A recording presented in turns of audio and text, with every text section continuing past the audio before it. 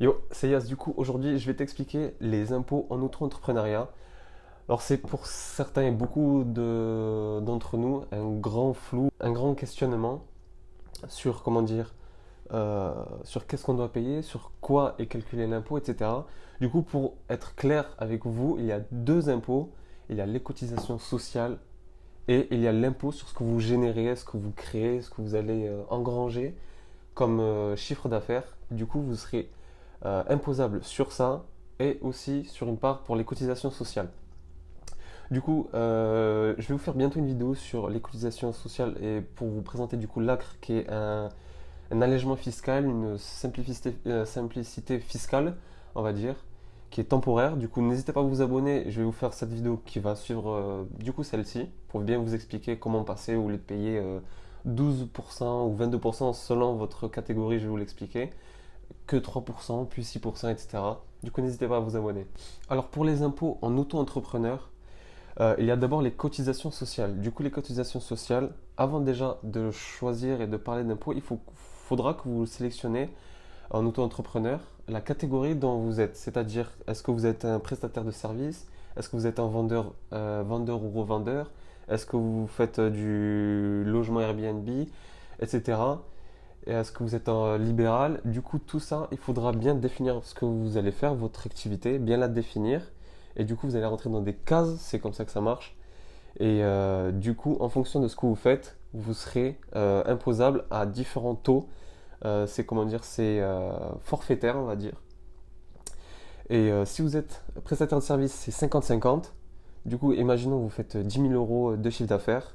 Vous serez imposable que sur 5 000 euros. Du coup, sur 5 000 euros sont calculés les 50%, etc. Et si ensuite vous faites, par exemple, vous êtes revendeur, vendeur ou vendeur, etc., commerçant, euh, le forfait est de 71,29.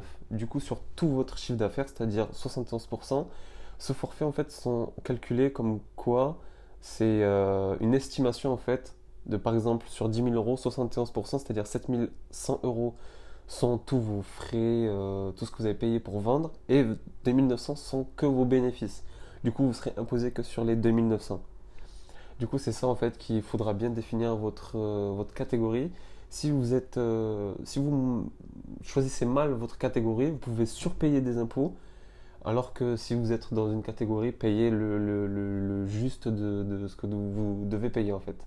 Si vous êtes commerçant et que vous, par exemple, vous vous trompez, vous êtes commerçant, vous faites par exemple 3000 euros de bénéfices et vous vous êtes mis en, en libéral, etc. Et du coup, vous payez 50-50, vous allez vous faire allumer, vous n'allez pas réussir à pérenniser votre autre entreprise en fait. Du coup, pour vous expliquer, pour tout ce qui est achat, revente, etc., en auto-entrepreneur, vous avez le droit à 170 000 euros de chiffre d'affaires à l'année.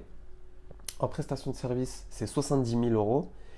Et pour les professions libérales, c'est aussi 70 000 euros. Du coup, ça, c'est des chiffres à garder en tête parce que dès que vous dépasserez ces chiffres-là en chiffre d'affaires, du coup, il faudra changer de statut obligatoirement. Ça se fera automatiquement même. De toute façon, quand vous allez déclarer vos revenus, ça se fera automatiquement. Du coup, enfin, automatiquement au niveau des impôts, mais pas automatiquement sur vos statuts, etc. Du coup, il faudra bien faire attention sur cela. Du coup, j'espère que vous y arriverez à dépasser et même exploser ces barrières-là de chiffre d'affaires. Du coup, si vous les explosez, il faudra réfléchir à passer sur une EIRL, SAS, SASU, SARL si vous allez vous mettre à plusieurs. Du coup, je vous ferai d'autres vidéos. Comme je vous l'ai dit, n'hésitez pas à vous abonner, je rabâche, mais c'est pour vous, du coup, que je fais tout ça, donc n'hésitez pas. Du coup, pour les cotisations sociales, maintenant qu'on a vu que les impôts sont différents des cotisations sociales et qu'on a bien deux impôts à payer, celui sur la valeur que vous créez et l'autre seront sur, du coup, pour les cotisations sociales, c'est-à-dire votre assurance maladie auto-entrepreneur, chômage, etc. Donc tout ce qui est pour la société en gros. Vous êtes aussi imposé à un certain pourcentage, du coup, ce qui est établi sur votre activité. Si vous êtes livreur, etc., c'est du 22%. Et du coup, c'est pour ça qu'il est important d'avoir l'ACRE pour débuter. Du coup, je vais vous expliquer en deux mots, mais je vous ferai une vidéo vraiment détaillée et claire pour que vous compreniez bien comment l'avoir et comment le comprendre et voilà comment cela est établi. mais de base c'est 22%. Et si vous êtes revendeur, commerçant, c'est 12,8%. Du coup, ça, vous ne pouvez pas y remédier. Vous devrez le payer du coup tout le temps en fonction de votre chiffre d'affaires. Sauf si vous avez l'acre. Si vous avez l'acre, du coup, c'est dégressif. Vous pouvez passer de 3, 6, 9% sur une certaine période. Du coup, je l'expliquerai vraiment bien en détail. Mais ces cotisations sociales sont vraiment importantes et nécessaires à payer et sont vraiment. C'est un impôt, oui, mais c'est pas le seul impôt. Il faut vraiment pas se faire prendre au piège sur ça.